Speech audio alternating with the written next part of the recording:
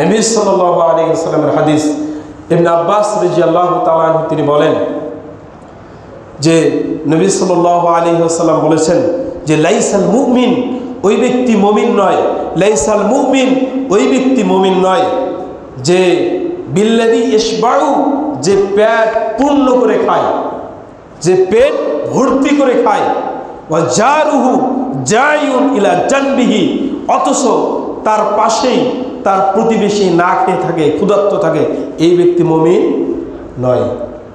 নবী সাল্লাল্লাহু আলাইহি ওয়াসাল্লামের হাদিস।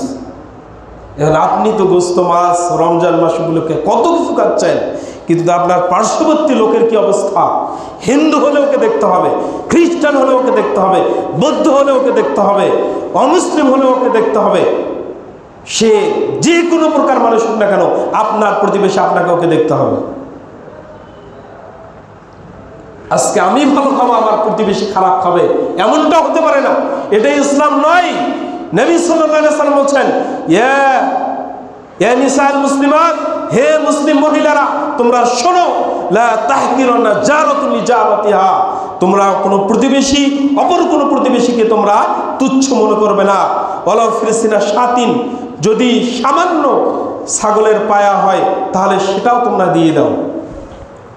কিছু না কিছু দিতে হবে। আমরা আগে দেখতাম আমাদের সমাজে, আমাদের মায়েদের মাঝে, দাদিদের মাঝে এগুলো অভ্যাস ছিল যে কিছু ভালো রান্না হলে আরেকজনকে দেয়। আজকে সমাজে এরকম আছে?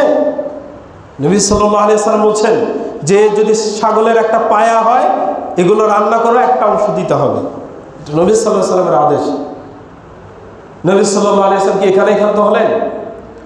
আয়েশা রাদিয়াল্লাহু তাআলা আনহা এবং ইবনে উমর রাদিয়াল্লাহু তাআলা আনহু দুইজনেই নবী সাল্লাল্লাহু আলাইহি ওয়াসাল্লাম থেকে বর্ণনা করেছেন যে আল্লাহ নবী সাল্লাল্লাহু আলাইহি ওয়াসাল্লাম বলেছেন, মা ইউসিনি বিল জার, প্রতিবেশী সম্পর্কে আল্লাহ নবী সাল্লাল্লাহু আলাইহি ওয়াসাল্লাম তিনি বলছেন, প্রতিবেশী সম্পর্কে জিবরাইল আমাকে এত নসিহত করতেছে, এত উপদেশ দিচ্ছে, হাত্তা জনান্তু সাইওয়ারিসুহু, এমনকি আমার মনে হচ্ছে, আমার ধারণা হচ্ছে যে আমার ওয়ারিশ করে দিবে। সুবহানাল্লাহ। আমার কি করে দিবে? ওয়ারিশ। যেমন আপনার ছেলে আপনার ওয়ারিশ, আপনার মেয়ে আপনার ওয়ারিশ, আপনার স্ত্রী আপনার ওয়ারিশ, আপনার আত্মীয় স্বজন আপনার ওয়ারিশ, অনুরূপভাবে প্রতিবেশী ওয়ারিশ।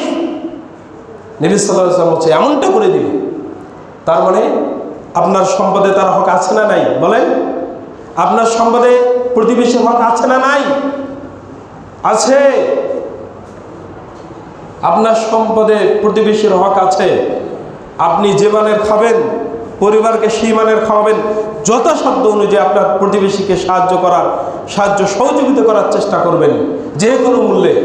নবী সাল্লাল্লাহু আলাইহি ওয়াসাল্লামের হাদিস, আবু হুরায়রা রাদিয়াল্লাহু তাআলা তিনি বলছেন যে আন্না রাজুলান শাকা ইলা নবী সাল্লাল্লাহু আলাইহি ওয়াসাল্লাম কসওয়াতা কলবিহি, একজন ব্যক্তি আল্লাহ নবীর কাছে অভিযোগ করলো, আল্লাহ নবী আমার হৃদয় খুব কঠিন, আমার হৃদয় খুব কঠিন, আমি নরম হতে পারি না, খুবই রকচটা আমার হৃদয়, আমি কখনো নরম হতে পারি না।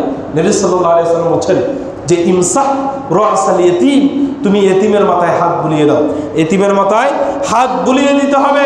ওয়াতাইমিল মিসকিনা, যারা মিসকিন রয়েছে, অভাবদুস্থ রয়েছে, না খেয়ে দিন পান করে, এরকম ঘটে যায়, সেগুলোকে যথাসম্ভব খাওয়াতে হবে।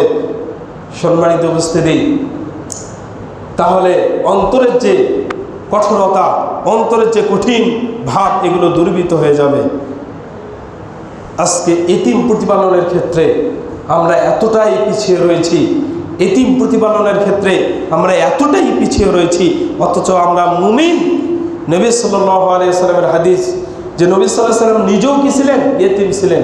আলাম ইয়াজিদকা ইয়াতীমান ফাআ, মুহাম্মদ সাল্লাল্লাহু আলাইহি ওয়াসাল্লাম আপনাকে কি আমি এতিম অবস্থা পাইনি? অতঃপর আপনাকে পথ দেখানো হয়েছে। নবী সাল্লাল্লাহু আলাইহি ওয়াসাল্লাম এতিম ছিলেন। রাসূল সাল্লাল্লাহু আলাইহি ওয়াসাল্লাম হাদিস যে আনা ওয়া কাফিলুল ইয়াতীমি ফিল জান্নাতি হাকাজা, আমি এবং এতিম প্রতিপালনকারী, আমি মুহাম্মদ এবং এতিম প্রতিপালনকারী আমরা একসাথে থাকবো। সুবহানাল্লাহ বলেন, সুবহানাল্লাহ বলেন। আমি এবং এতিম প্রতিপালনকারী আমরা একসাথে থাকবো। ওয়াশরাবিস সাব্বাবাতি ওয়াল বুসতা, আল্লাহ নবী সাল্লাল্লাহু আলাইহি ওয়াসাল্লাম তার তর্জনী এবং মধ্যমা আঙ্গুল তিনি একত্রিত করে বললেন, অফরাজা বাইনহুমা, মাঝখানে কিছু ফাঁক রেখে বললেন যে হাকাজা, আমরা এভাবে জান্নাতে থাকবো। সুবহানাল্লাহ। এভাবে জান্নাতে থাকবে যারা ইতিম প্রতিপালন করে। এবং যারা ইতিম প্রতিপালন করে এরা নবী সাল্লাল্লাহু আলাইহি ওয়াসাল্লামের সাথে থাকার সুযোগ পাবে। এবং যারা নফল সালাত বেশি বেশি আদায় করে এরা নবী সাল্লাল্লাহু আলাইহি ওয়াসাল্লামের সাথে থাকার সুযোগ পাবে। সম্মানিত উপস্থিতি, আজকে ইতিম প্রতিপালনের ক্ষেত্রে আজকে দেখবেন এই ইতিমেরাই যাদের বাপ হারা মা হারা এই সমস্ত অনেকে রয়েছে যারা টোকাই, যাদের বাপের পরিচয় নেই, মায়ের পরিচয় নেই, এরাই সন্ত্রাস তৈরি হয়, এরাই সমাজে বিশৃঙ্খলা তৈরি করে। কেন? এদেরকে আমরা যথাযথ কাজে লাগাতে পারিনি, এদের দায়িত্ব আমরা গ্রহণ করতে পারিনি। সরকার অনেক কিছুই করে, কিন্তু এই সমস্ত কর্মের ক্ষেত্রে তিনি কেন পিছিয়ে থাকবেন? অভাবদুস্থদের বাড়ি নির্মাণ করে দেয়, যারা টোকায়, যারা দিন আনে দিন খায়, না খেয়ে রাত পার করে, না খেয়ে দিন পার করে। আপনি দেখবেন রেল স্টেশনে তাদের অবস্থা, আপনি দেখবেন সমাজে তারা অবহেলিত রয়েছে। এদের দায়িত্ব সরকারকে গ্রহণ করতে হবে, এটা সরকারের উচিত, এটা সরকারের কর্তব্য, সরকারের উপরে এটা দায়িত্ব। যদি গ্রহণ না করে তাহলে এর জবাব দিয়ে তাকে করতে হবে। সম্মানিত উপস্থিতি, এগুলো উন্নতির নাম উন্নতি নয়, এগুলো দায়িত্ব গ্রহণ করতে হবে। সমাজ থেকে সন্ত্রাসবাদ দূর করতে হলে, সমাজ থেকে হত্যা দূর করতে হলে, সমাজ থেকে বিশৃঙ্খলা দূর করতে গেলে, সমাজ থেকে ইফতিজিং দূর করতে গেলে, সমাজ থেকে এই সমস্ত নৈরাজ্যবাদ দূর করতে গেলে এগুলো দায়িত্ব গ্রহণ করতে হবে। যদি এগুলোকে দায়িত্বের আন্ডারে না নেওয়া যায় তাহলে এগুলোই সমাজে বিশৃঙ্খলা তৈরি করবে।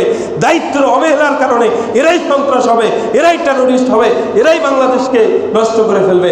এই জন্য সরকারের অবশ্যই এগুলোকে হাতে নিতে হবে, দায়িত্ব গ্রহণ করতে হবে। ওমর ইবনুল খাত্তাবের মতো দায়িত্বশীল হতে হবে। আল্লাহ সুবহানাহু ওয়া তাআলা ওমর ইবনুল খাত্তাবের মতো দায়িত্বশীল বাংলার জমিনে প্রতিষ্ঠিত করুক, সকলে বলে আল্লাহুম্মা আমিন। নবী সাল্লাল্লাহু আলাইহি ওয়াসাল্লামের হাদিস যে আমি এবং ইতিম প্রতিপালনকারী আমরা একসাথে থাকবো, মাঝখানে একটু ফাঁক থাকবে, একসাথে থাকবো আমরা। এবং ইতিম প্রতিপালন করলে ইতিমের মাথায় হাত বলালে মিসকিন যারা পাড়া প্রতিবেশী অভাবগ্রস্ত রয়েছে তাদেরকে আপনি খানা খাওয়ান, তাদের সাহায্য সহযোগিতা করেন, তাহলে আপনার অন্তরে সেই কঠোরতা এগুলো দূরীভূত হয়ে যাবে। নবী সাল্লাল্লাহু আলাইহি ওয়াসাল্লামের হাদিস, আপনি মনে করবেন কে না খেয়ে থাকে, অসংখ্য মানুষ না খেয়ে থাকে, আপনি বিশ্বাস করেন অসংখ্য মানুষ না খেয়ে থাকে।